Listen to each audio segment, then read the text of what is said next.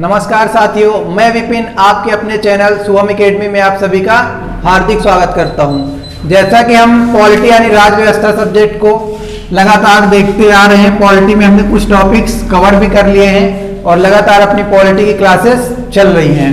Polity में हम देख रहे थे मौलिक अधिकार यानी फंडामेंटल राइट्स। मौलिक अधिकार में हमने बहुत कुछ कवर कर लिया था, ग्रुप वाइज ग्रुप हमने डिस्कस किया था, ग्रुप 1, ग्रुप 2, ग्रुप 3 और ऐसे करके हमने ग्रुप 6 तक देखा था। उसी कड़ी को आगे बढ़ाते हुए जैसा कि मैंने बोला था, ग्रुप 2 में आया था अपना 19(1)(f), जिसको मैंने बोला था कि बाद में देखेंगे, और आर्टिकल 31 को भी मैंने नहीं बताया, तो वही दोनों आर्टिकल्स को पहले देख लेते हैं।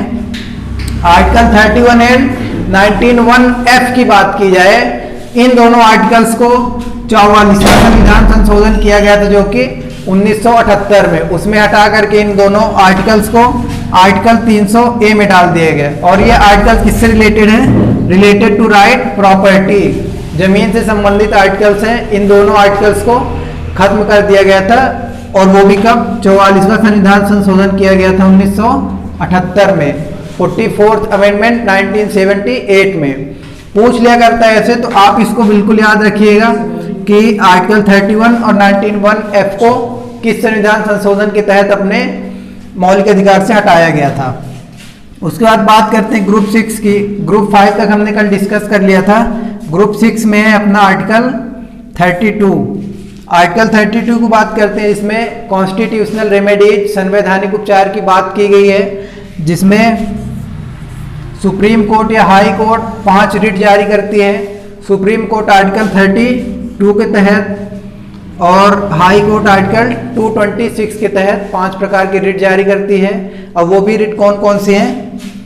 हैबियस कॉर्पस, मैंडेमस, प्रोहिबिजन, सर्टेरी और क्यू वारंडो। अगर इसकी हिंदी याद नहीं होगी तो चलेगा, लेकिन इंग्लिश इसकी मस्ट है, क्योंकि कभी कभी क्वेश्चंस इसके इंग्लिश से पूछ लिया करता है। ये रिट्स को अभी अपन विस्तार से डिस्क्राइब करके एक एक रिट के बारे में जानकारी लेते हैं, देखते हैं इन सभी रिट्स को कौन कौन से रिट्स हैं।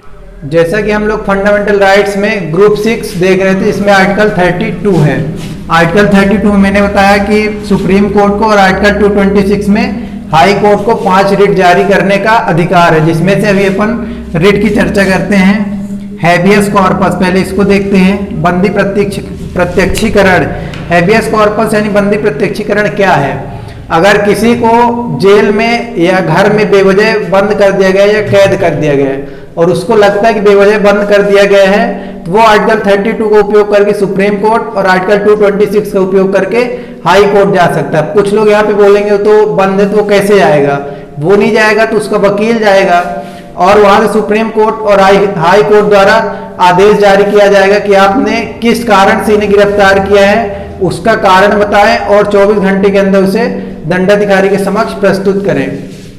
कई बार क्या होता है, इस रिट का उपयोग किया जाता है, कई बार इसका जैसे देखते हैं अपन कि लॉ ऑर्डर को मेंटेन करने के लिए इसका उपयोग किया जाता है। अगर कोई लॉ ऑर्डर नहीं मान रहा है, उसको तोड़ रहा है, तो उसके लिए अपन उसको कैद कर देते हैं या बंद कर देते हैं, इससे लॉ ऑर्डर मेंटेन रहे। उसके बाद बात करते हैं मैंडेमस यानी परमादेश। कोई सरकारी अधिकारी या कर्मचारी अपनी ड्यूटी नहीं निभा रहा है, तो उसके खिलाफ कोई भी सुप्रीम कोर्ट या हाई कोर्ट जा करके उसके खिलाफ शिकायत अगर करता है, तो सुप्रीम कोर्ट और हाई कोर्ट उसके खिलाफ आदेश जारी करेगा, यानी मैंडेमस परमादेश। उसके बाद बात करते हैं प्रोहिबिजन यानी प्रतिषेध लेख। प्रोहिबिट माने होता है रोकना। कई बार ऐसा होता है कोई सरकारी अधिकारी या कर्मचारी वो काम करने लगते हैं जो उनको नहीं करना चाहिए, उनको रोकने के लिए कि ये काम आपके अधिकार क्षेत्र का नहीं है, आप इसे मत करिए, प्रोहिबिट किया जाता है यानी रोका जाता है, उनके खिलाफ प्रतिषेध लेख जारी किया जाता है। अगर आप हाई कोर्ट और सुप्रीम कोर्ट का ऑर्डर नहीं मानते हैं तो आपको सजा या जेल भी हो सकती है। उसके लिए फिर सुप्रीम कोर्ट द्वारा सजा का प्रावधान भी किया गया है। तो अपन ने प्रोहिबिशन देख लिया। उसके बाद बात करते हैं सर्टेरी यानी उत्प्रेषण। इसमें सुप्रीम कोर्ट अपने से निचली अदालतें और हाई कोर्ट अपने से निचली अदालतों को रिट जारी करती है। कई बार ऐसा होता है कि कुछ उनके पेंडिंग केसेस होते हैं जिनको सुप्रीम कोर्ट आर्टिकल 32 के तहत रिट जारी करेगी अपनी निचली अदालतों को।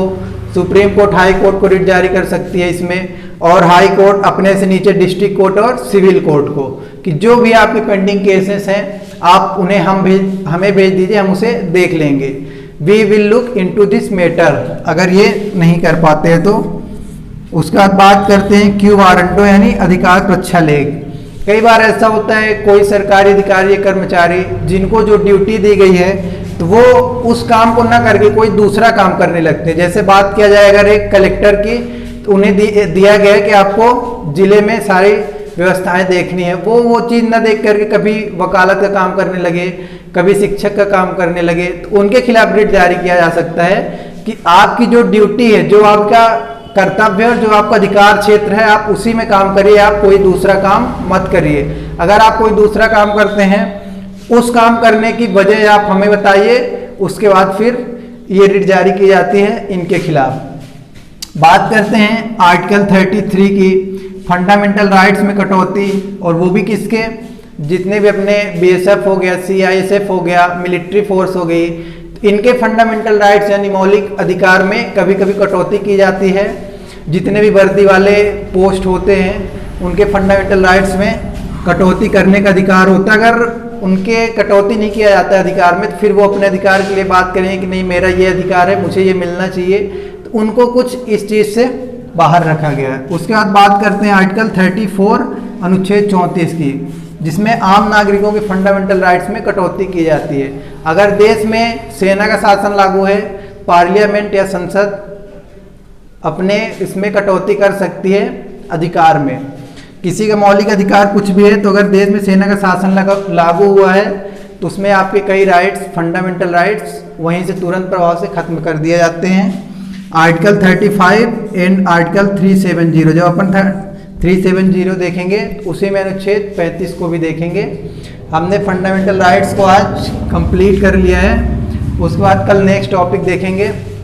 यहाँ तक हमारे साथ बने रहने के लिए आप सभी का बहुत बहुत धन्यवाद। चैनल को सब्सक्राइब कर दीजिए और शेयर कर दीजिए। बहुत बहुत धन्यवाद। जय हिंद, जय भारत।